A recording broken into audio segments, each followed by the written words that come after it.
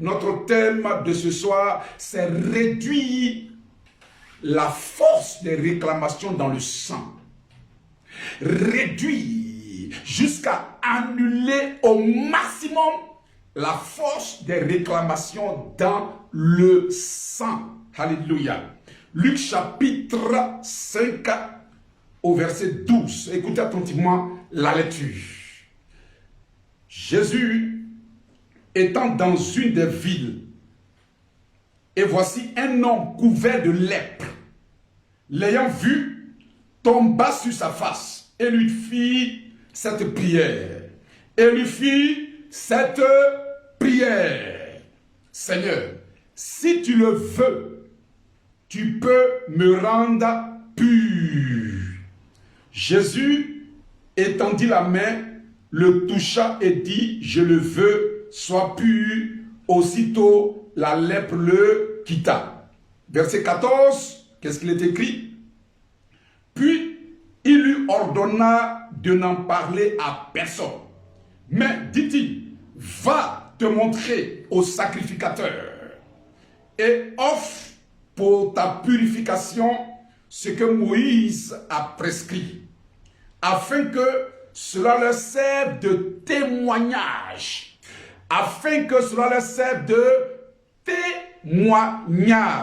Écoutez, la volonté parfaite de Dieu, qui est différente de sa volonté permissive, dans la volonté parfaite de Dieu, volonté qui veut dire désir, volonté qui veut dire souhait. Donc le souhait et le désir de Dieu, c'est que toi qui m'écoutes présentement, tu es un témoignage. C'est le témoignage que Dieu te donne. C'est ce témoignage-là qui révèle son existence. Comment l'on puisse croire que ton Dieu existe s'il ne te donne pas un témoignage? Vous savez, la Bible nous enseigne, et c'est une vérité indiscutable. Nous sommes tous égaux en amour, mais nous ne sommes pas égaux en grâce. Parce que la grâce n'est rien d'autre que la faveur imméritée de Dieu. En matière de grâce, nous ne sommes pas égaux. La grâce varie d'une personne à une autre personne. La grâce est différente sur la vie d'une personne à une autre personne.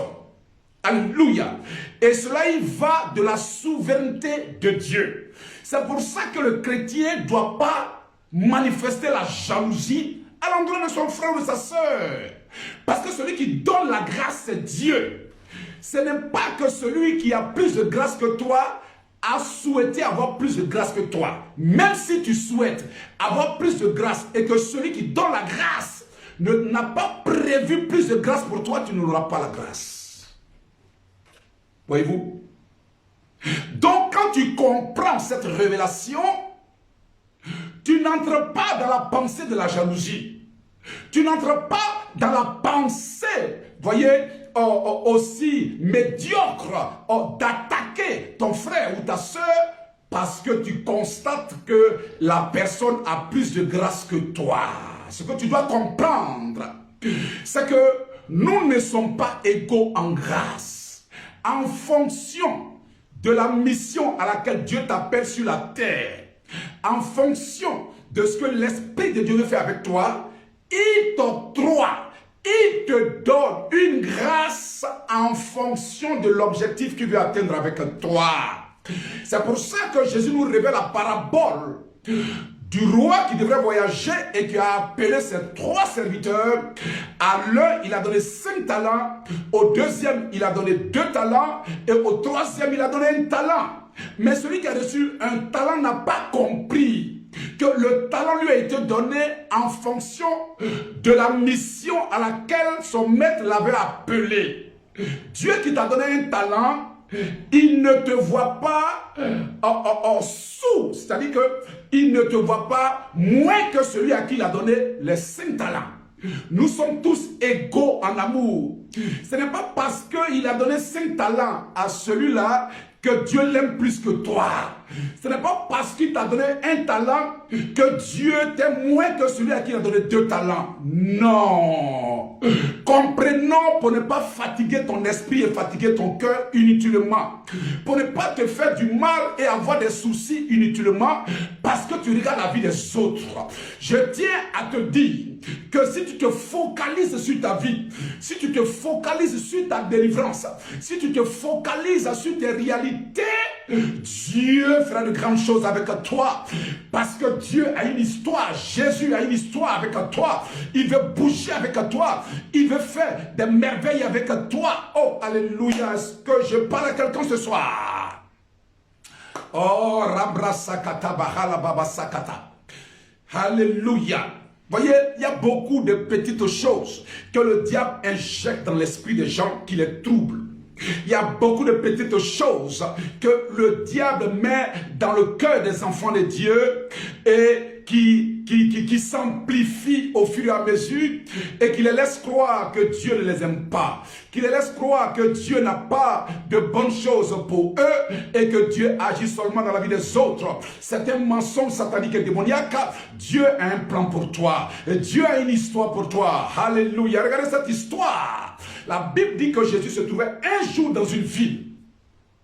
Et dans cette ville-là, un homme à qui on ne s'entendait pas. Un homme qui n'avait pas de considération. Un homme qui était méprisé par ses contemporains. Pourquoi? Parce qu'il était couvert de lèpre. Vous savez, la société, depuis belle lurette, magnifique, célèbre ceux qui réussissent. Célèbre et magnifie ceux qui sont bien portants. Ceux qui sont riches, ceux qui ont une position. Et ça ne date pas d'aujourd'hui, et je ne crois pas que ça finira. L'être humain est ainsi. Cet homme avait un potentiel énorme en lui. Cet homme avait une grâce énorme en lui. Même pour la circonstance, la Bible dit qu'il était couvert de lèpre. Quand vous lisez son histoire, cet homme connaissait l'Éternel. Cet homme aimait Dieu. Cet homme était fils d'Abraham. Cet homme aimait l'Éternel. Mais il était couvert de lèpre. Pourquoi est-ce que, malgré qu'il connaissait Dieu, malgré qu'il priait Dieu, la lèpre l'avait frappé? Vous savez, le fait qu'on soit converti ne nous épargne pas des attaques du diable. Le fait de connaître Christ, et ça c'est l'erreur de beaucoup d'enfants de Dieu qui ont été mal enseignés, à qui on a dit que une fois que tu es en Christ, Romains chapitre 8, il n'y a plus de condamnation pour toi. Mais on ne nous explique pas de quelle condamnation il est question. Il y a plusieurs sortes de condamnation. Il y a la condamnation de la mort éternelle, il y a la condamnation des autels de famille, il y a la condamnation des liens ancestraux, il y a la condamnation des pactes signés, inconsciemment comme consciemment avec le diable. Donc, de quelle condamnation Romains chapitre 8 nous parle? Romains chapitre 8 nous parle, écoutez attentivement, de la condamnation de la vie éternelle.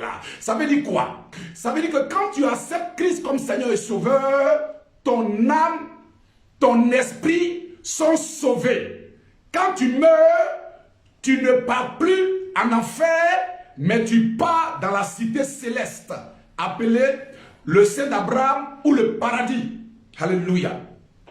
Mais avant de quitter la terre, tu as une histoire à accomplir sur cette terre. Jésus ne se révèle pas à toi pour te tuer le lendemain ou pour te prendre pour aller au ciel avec toi le lendemain. Tu as des années à faire sur la terre.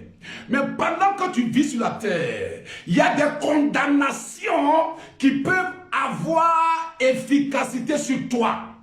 C'est de ça que la Bible nous parle ici, dans l'histoire de cet homme qui, malgré sa connaissance de Dieu, malgré sa crainte de Dieu, malgré qu'il aimait l'Éternel, il était couvert de lèpre. La malédiction de la lèpre spirituelle et physique l'avait frappé. Pourquoi?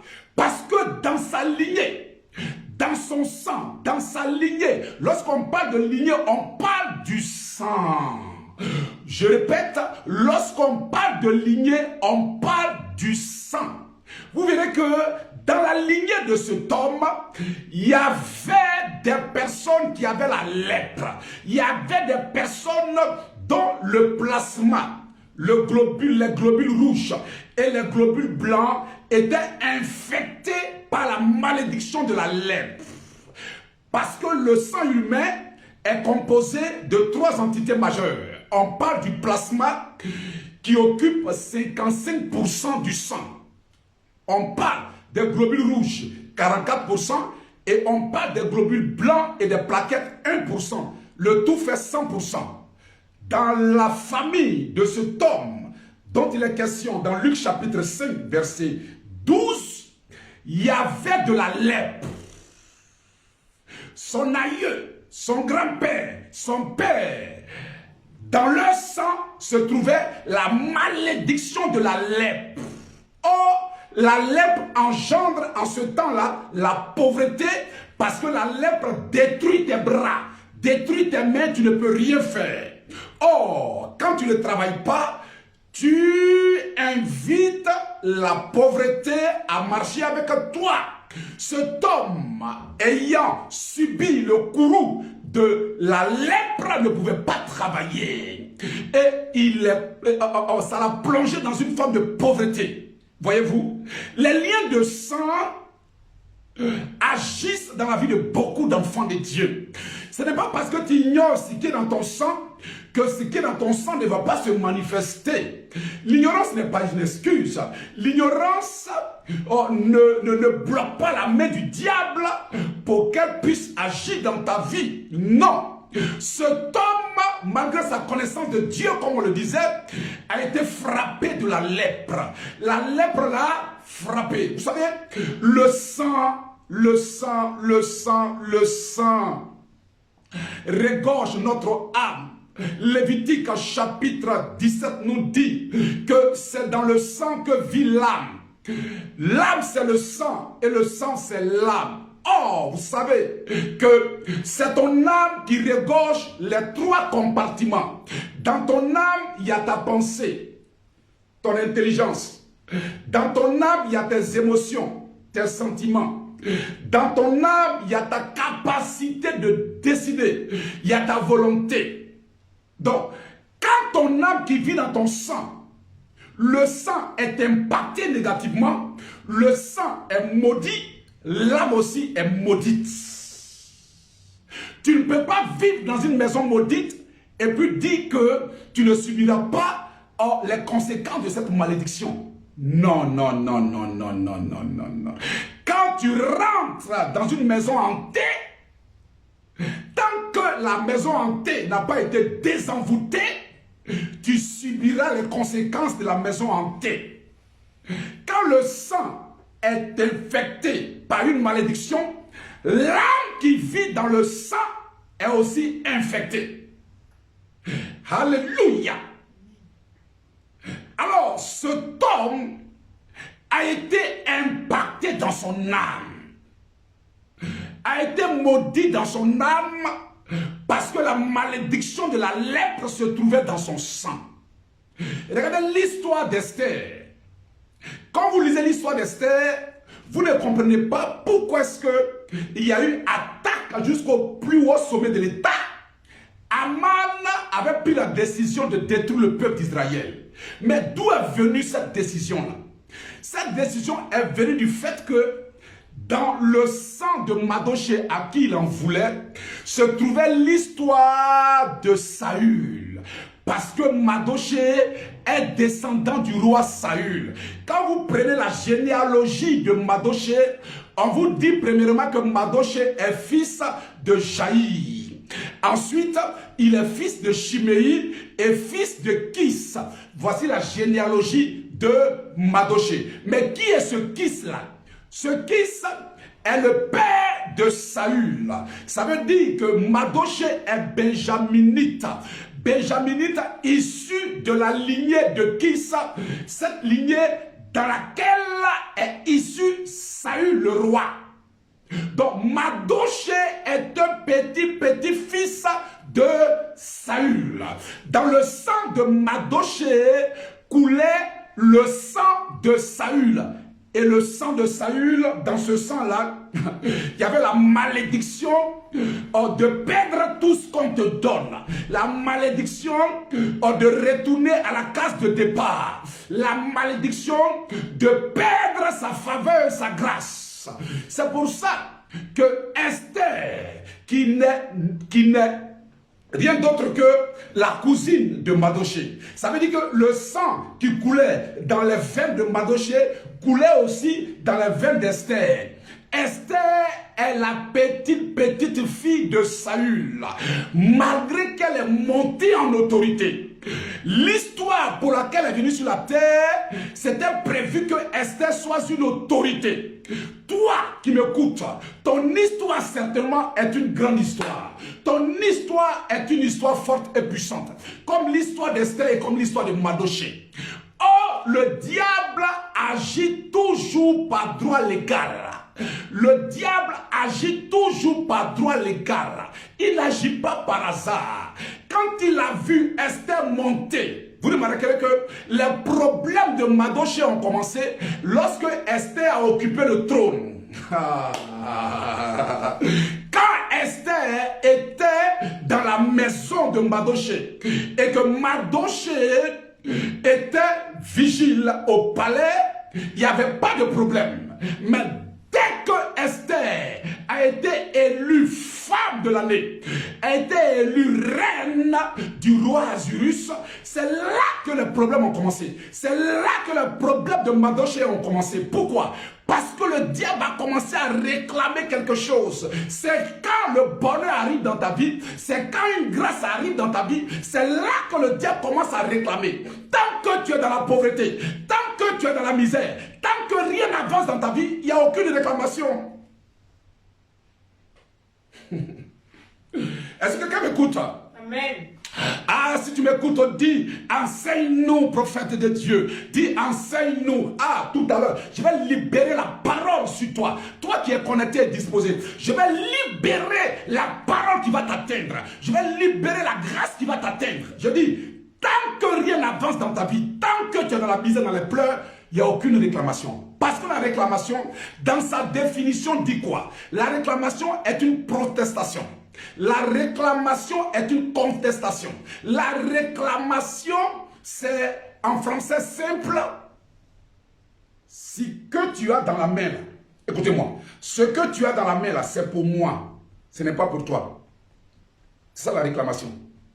Ce que tu as dans la main, en français simple, ce que tu as dans la main là, ta voiture que tu as là, tu n'es pas le vrai propriétaire, c'est moi le vrai propriétaire. Et puis, je te montre, preuve à l'appui, papier à la pluie, noir sur blanc, que la voiture que tu as là, ce n'est pas pour toi en réalité, c'est pour moi. C'est comme ça le diable agit. Quand Esther est montée en autorité, c'est là que les problèmes de Madoché ont commencé. Le diable a commencé à réclamer la position d'Esther. Le diable a commencé à réclamer le statut d'Esther. Pourquoi? Parce que rappelez-vous l'histoire de son arrière-grand-père Saül. La Bible dit que Saül, voyant sa déchéance, est allé consulter une femme qui invoquait l'esprit de mort. Oh! Saül est allé invoquer une femme, sinon consulter une femme qui invoquait l'esprit de quoi? De mort. Donc quand Saül est parti pour consulter cette femme médium, il y a eu alliance d'une manière inconsciente. Quand vous partez consulter les médiums, même quand tu les appelles au téléphone, tu penses que c'est parce que tu n'es pas en face de lui que l'alliance n'est pas contractée. Quand tu me regardes présentement, c'est pas parce que tu n'es pas en face de moi que une alliance n'est pas contractée entre toi et moi. en écoutant mes paroles, une alliance est contractée entre toi et moi. Et de moi véhicule la puissance de Dieu en ta direction. De moi véhicule la grâce de Dieu en ta direction. Raison pour laquelle, en te connectant, en me suivant, tu me donnes plein pouvoir d'agir dans ta vie. Ayant ce plein pouvoir, je libère en cet instant précis la grâce en ta direction. Que cette grâce impacte ton cœur, qu'elle impacte ta vie, qu'elle transforme ta vie, qu'elle brise toute forme de malédiction dans ton sang. Oh, je pense que là où tu es capable de dire Amen, je reçois. Alors dis Amen, je reçois, tu reçois ma parole. Dis Amen, je reçois, tu reçois ma parole. Oh, alléluia. Rien ne se fait au hasard. On ne réclame pas quelque chose d'important sans qu'on aille devant une autorité. Le diable connaît les lois. Quand Esther est montée, le diable est allé devant Dieu pour dire, celle-là, le sang qui coule dans ses veines, a tissé alliance avec moi. Saül, en partant consulter en son temps l'une de mes servantes, a tissé alliance avec moi. Donc tout ce qui sort de Saül là m'appartient. C'était une réclamation légale. Dans le droit, on dit que c'est une revendication légale. Or, Dieu est le Dieu de la justice. Il ne peut pas fermer les yeux sur ce qui est juste. Ce que le diable était en train de dire était juste. Raison pour laquelle il n'y a pas eu obstacle devant Aman jusqu'à ce que Aman aille prendre pour appui le sceau du roi Assuérus. Parce que ce que le diable revendiquait dans la vie de Esther était tout à fait normal et logique. Ce qui est dans ton sang là, quand le diable s'appuie sur ce qui est dans ton sang pour revendiquer ton mariage, pour revendiquer la stabilité de ton couple, pour revendiquer ton succès, pour revendiquer les bonnes choses qui arrivent dans ta vie, il est dans son droit légal. Dieu ne peut rien faire quand le diable lui présente le droit légal. Quand nous lisons Apocalypse chapitre 12 au verset 17, la Bible dit que le diable est l'accusateur des frères. Il est l'accusateur des frères. Accusateur des frères. Il nous accuse jour et nuit devant Dieu. Il nous accuse jour et nuit devant Dieu. En d'autres mots, il réclame sur la base de ce qui est dans notre sang, il réclame nos grâces. Maintenant, la question c'est qu'est-ce que nous faisons pour annuler la réclamation légale qui vient de la part du diable?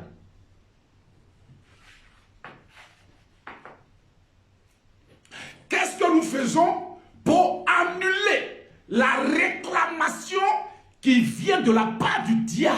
Qu'est-ce que nous faisons? Non, je suis en Christ. Quand tu es en Christ, il n'y a plus de condamnation. Frère, sœur, ce n'est pas une raison. Ce n'est pas un article juridique.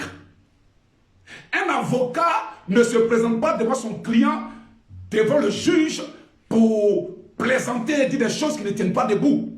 On ne te demande pas ton avis. On te demande de faire ressortir les articles du droit pour défendre ton client.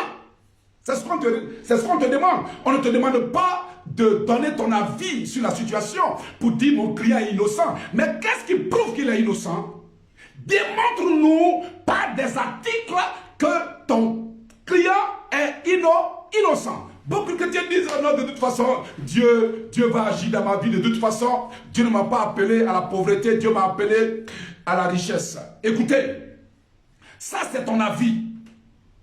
C'est ton avis. Mais en réalité, nous devrons poser des actes pour sortir de la réclamation légale du diable.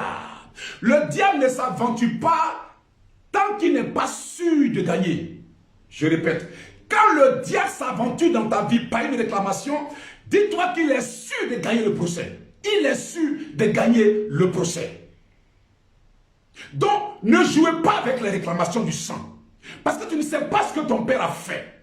Tu ne sais pas ce que ta mère a fait. Tu ne sais pas ce que ton grand-père a fait. Tu ne sais pas ce que ton aïeux a fait. Tu ne sais pas ce que ton bisaïeux a fait. Tu ne sais pas ce que ton trisaïeux a fait. Ne jouez pas avec les réclamations qui se trouvent dans le sang. Ça détruit beaucoup de couples. Ça détruit beaucoup de vies. Ça anéantit des destinées. Parce que le diable ne sait faire que trois choses. Jean 10, 10. Il détruit, il vole et il tue. Je répète, il détruit, il vole et il tue. Il réclamera aussi longtemps possible tout ce qui vient dans ta vie tant que tu ne prends pas tes responsabilités pour annuler la réclamation. Si tu te dis Dieu va faire, Dieu va faire, Dieu va faire, ou bien je suis enfant de Dieu, je suis à l'abri. Frère, tout le monde est enfant de Dieu. Mais est-ce qu'il n'y a pas de souffrance dans la vie des gens? Est-ce qu'il n'y a pas de célibat dans la vie des gens? Est-ce que tu peux imaginer combien de femmes qui pleurent et qui prient jour et nuit pour avoir un homme? Est-ce que tu peux imaginer combien de personnes, des hommes qui jeûnent, qui prient pour avoir la prospérité? Comment peux-tu dire que Dieu va faire? Prends tes responsabilités. Écoutez, Esther a pris ses responsabilités.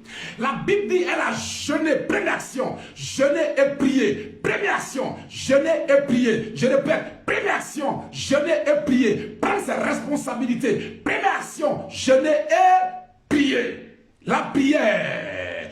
Première action, la prière. Jeûner et prier. Ouh, alléluia. Si tu n'es pas un homme de prière, tu n'es pas une femme de prière, tu donnes toujours l'opportunité au diable de réclamer les grâces que Dieu apporte dans ta vie. Voyez-vous, nous avons connu l'histoire d'un grand monsieur qui travaillait à la FMI dans les années 2012, 2013. Cet homme devait être même le futur président de la France. Et il y a une histoire de femme aux États-Unis. Et cet homme a été pris en flagrant délit. Tout ce qu'il a fait a été filmé. Mais comme il avait beaucoup d'argent, et que celle avec laquelle il était en contestation n'était qu'une petite employée dans un hôtel. Cet homme a pris les meilleurs avocats des États-Unis. Il a pris des chevronnés, des avocats de qualité. Et en fin de compte, il s'est en sorti. Pourtant, tout allait à sa défaveur. Les vidéos, tout ce que, les caméras, tout allait à sa défaveur. Mais il a eu de très bons avocats. Écoutez, le spirituel est pareil, car les choses naturelles sont l'ombre des choses spirituelles. Que Dieu soit avec toi. Que la main de Dieu soit avec toi. Mais si tu ne connais pas les articles de ta Bible, Satan va toujours te condamner. Si tu ne sais pas ce qu'il faut faire pour annuler la réclamation de non-mariage, la réclamation de non-stabilité, la réclamation, voyez, de non-prospérité, Satan dit non, tu ne prospéreras pas. Parce que ta lignée m'appartient. Ta lignée doit rester pauvre. Tu ne te marieras pas parce que ta lignée doit rester dans le célibat. Tu n'iras pas de l'avant parce que ta lignée ne doit pas aller de l'avant. Il faut que tu te lèves et que tu dises: par moi, la réclamation prendra fin. Par moi, la malédiction prendra fin.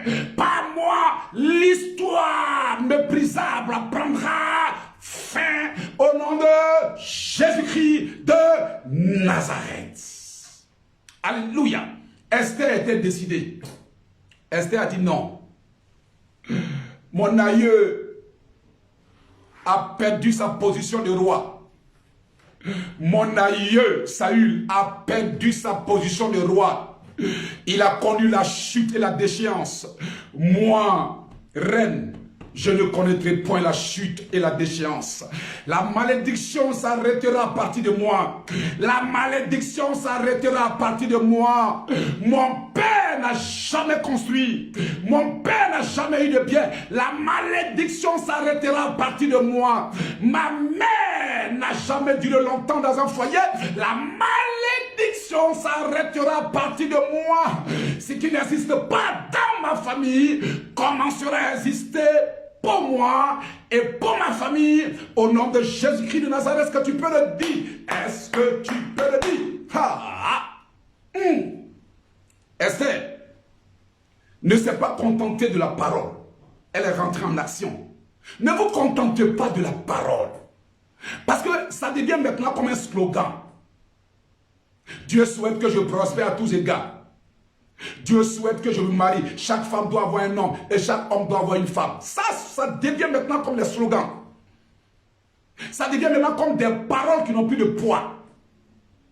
Il faut qu'on rentre en action. Esther est rentrée en action. Le mois de juillet est un mois d'action. Ce n'est pas un mois de bavardage. Même les païens, à un vocabulaire, ils disent. D'autres parlent, nous on agit. D'autres vocifèrent, nous on agit. C'est le temps d'agir. Le mois de juillet est le temps d'agir. C'est le temps d'agir. Je répète, c'est le temps d'agir. La saison d'agir. Esther est rentrée dans 3 jours de jeûne et prière. Elle a combattu la malédiction par des prières d'autorité, par des prières de combat. Elle a combattu la malédiction de Saül dans son sang. Elle a détruit la malédiction de Saül dans son plasma. La malédiction de Saül dans les globules rouges, dans les globules blancs. Elle a anéanti la malédiction dans son âme pendant 3 jours. La Bible déclare tout le peuple d'Israël était en prière parce qu'ils ont compris que le combat se gagne d'abord à l'intérieur. Le combat, je répète, se gagne d'abord à l'intérieur. Écoutez, si à l'intérieur de toi, il y a un combat que tu as perdu, ce n'est pas le combat de l'extérieur que tu vas gagner. La Bible dit, si tu n'es pas capable de prendre soin de ta propre maison, comment peux-tu prétendre prendre soin même de ton travail, même de ta société, même de ton église? Tu te mens toi-même. Tu te mens toi-même. Tous ceux qui ont des problèmes de foyer, tous ceux qui ont des problèmes internes avec leurs enfants, avec leurs maris, avec leurs femmes, sont toujours des personnes déstabilisées à l'extérieur. Je répète, sont toujours des personnes déstabilisées à l'extérieur, parce que c'est de l'intérieur que part la force humaine, c'est de l'intérieur que part la stabilité humaine, c'est de l'intérieur que part toute chose. Si ton intérieur est instable, si ton intérieur est déstabilisé, ton extérieur subira les conséquences de ce qui se passe dans ton intérieur. Alors s'il y a quelque chose dont tu dois prendre soin, premièrement, c'est ton intérieur. Ton intérieur, c'est ton âme.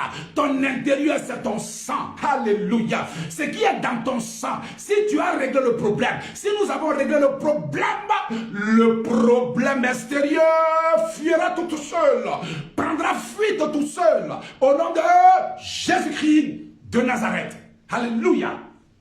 Voyez, quand une personne est colérique, ne l'en voulez pas. Le sang est impacté par une malédiction de colère.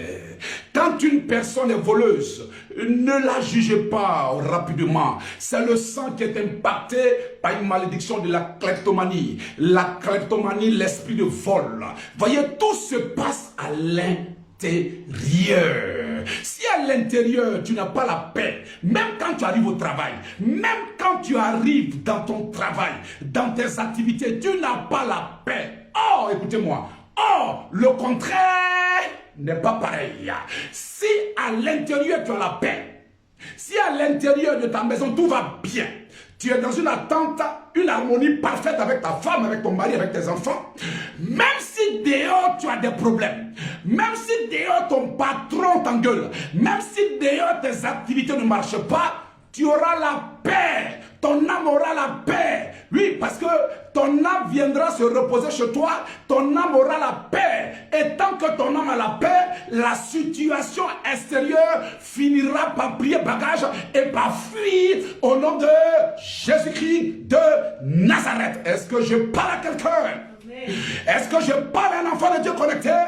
Est-ce que ce que je dis est vrai? Si c'est vrai, dis Amen, c'est vrai. Dis c'est vrai, dis Amen, c'est vrai. Si je te parle et que tu trouves que c'est la vérité, dis Amen, c'est la vérité. Oh, Alléluia. Le mois de juillet est le mois où tout ce qui est trouble, tout ce qui est tourbillon, tout ce qui est instabilité à l'intérieur de nous, doit être brisé, doit être traité dans la profondeur et nous ressortirons à l'intérieur stable, à l'intérieur béni, à l'intérieur délivré pour affronter les 6 mois à venir. Parce que dans les 6 mois à venir, Jésus a dit, afin que tu rendes témoignage, tu dois rendre témoignage, afin que tu rendes témoignage, parce que tu dois rendre témoignage. Esther est rentrée dans 3 jours de jeûne. Quand elle est sortie de son 3e jour, elle va honorer la 2e action. Première action, jeûne de prière. 2e action, écoutez-moi, Esther va honorer la 2e action. Alléluia. Alors, jeudi, nous allons partager la 2e action. Aïe, aïe, aïe, aïe. J'ai dit, connectez-vous, connectez-vous, connectez-vous. Continuez toujours à partager cette vidéo. Ça peut faire du bien à quelqu'un. Ça peut faire du bien à quelqu'un. Partage parce que jeudi, nous allons entamer la 2e action. Ah, je dis, aucune réclamation ne doit vivre dans ton sang. Tu t'es marié, tu dois rester dans ton mariage pendant des années. Si ton père ou ta mère ou ton grand-père ou tes oncles ou tes tantes n'ont pas pu rester dans le foyer, ça ne veut pas dire que toi tu ne resteras pas dans ton foyer. Je proclame que à partir de ce mois, de par ta disposition et de par la révélation que te coûtera de ma bouche, aucune malédiction du sang ne te créera de problème. Aucune réclamation ne te créera de problème. Je libère la grâce sur toi, Cécile Polaro. Je libère la faveur de Dieu sur toi, Seta. Je libère la grâce de Dieu sur toi, Madame Kalini. Je libère la faveur divine sur toi, Madame Taki. Reçois la grâce, Marilyn Miracle. Par des colombes, la grâce du Seigneur est sur toi. Rosalie Gaïa, Aseta, la faveur divine, l'aura miracle. Aucune malédiction ne tiendra dans ton sang pour les 6 mois à venir. En tant chéri de Dieu, au son de ma voix, je libère la grâce de Dieu et la colère divine à l'endroit de tes ennemis. Sylvain connaît, tu reçois la grâce. Tu reçois la grâce, Sylviane. La faveur de Dieu impacte ton âme. Ghislain, mon fils, la grâce de Dieu impacte ta vie. Oui, écrivez, je reçois et tu reçois ma parole. Écris, je reçois et le verbe qui sort de ma bouche s'installe dans ton sang et commence à faire le travail.